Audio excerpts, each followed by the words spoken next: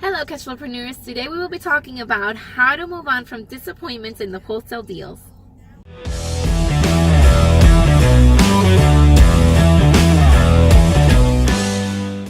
So guess what? Yesterday was kind of a weird day because we have, every now and then we have these cases where clients and buyers call you. For example, what happened to me yesterday was he called me. He was desperate. He said, I want this house, get me access and get me the contract right away.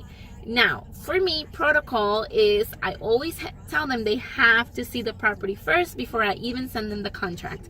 And the reason for that is because once I send them the contract, I want to make sure everybody's aware of the terms and the price that everybody's okay with. What happens is if you send the contract first, they might go see the property after, and then they're like, oh no, I didn't know the roof was on the floor, or that the property needs so many repairs. So I always make sure they go see the property, they know what they're getting themselves into, and that this is the number that works for their investment purposes. I sent him the contract, so he's already gone to see the property. I'm super excited. I'm gonna sell another deal. This is gonna be another one in my, checklist. And guess what?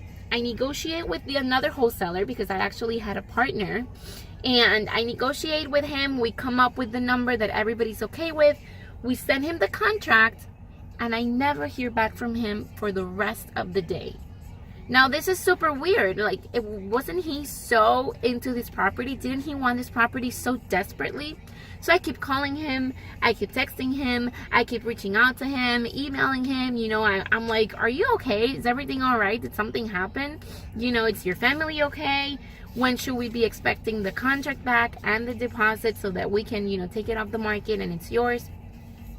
The guy simply disappears, and here I am super disappointed because I really was looking forward to getting this deal done. Yeah, it happens. Sometimes buyers get cold feet, the numbers don't work. What's disappointing is they should just call and say, hey, it didn't work. That's it. I mean, there's nothing wrong. We're not forcing anybody to buy a property. In fact, if it's a bad deal for them, I want them not to buy it. We don't need to make money out of other people's bad deals. It's not the point, but the point is, let's keep it clean, let's keep it clear, let's be honest with each other. And if they really want the property, we'll do whatever it takes to send them the contract. But if they don't want it, just tell us, no problem. I mean, we're not forcing anybody. So yeah, that was disappointing. But what I learned from that is when Michelle was telling me the story, and it happens to me a lot as well, what it happens is, when you're in sales, especially in the real estate market, and especially doing what we do, we just have to move on. It happens. You don't count on the money or on the split or on the profit that we're gonna make until it actually hits our bank account.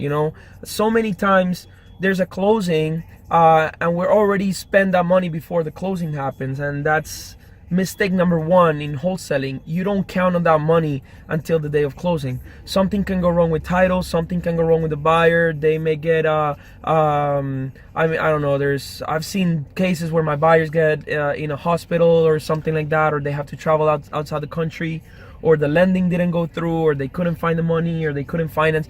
So many reasons that deals get killed the minute of closing. Yeah. So my point is, just move on. Yeah, and don't count on that money until it actually hits your bank account. No, and don't take it personal. It has nothing to do with you. This person, maybe they thought it was a great deal at the moment and they changed their mind for whatever reason. It could have been that they had a partner and the partner didn't want to move forward. Whatever the reason it is, you just move forward. Don't let that bad energy or that bad experience take over your whole week or your whole business. It's just part of the business. It's one more experience that you had, and you move on to the next one and to your next closing. That's a good word that I use all the time. Next. Next. Bye. See us in the next video.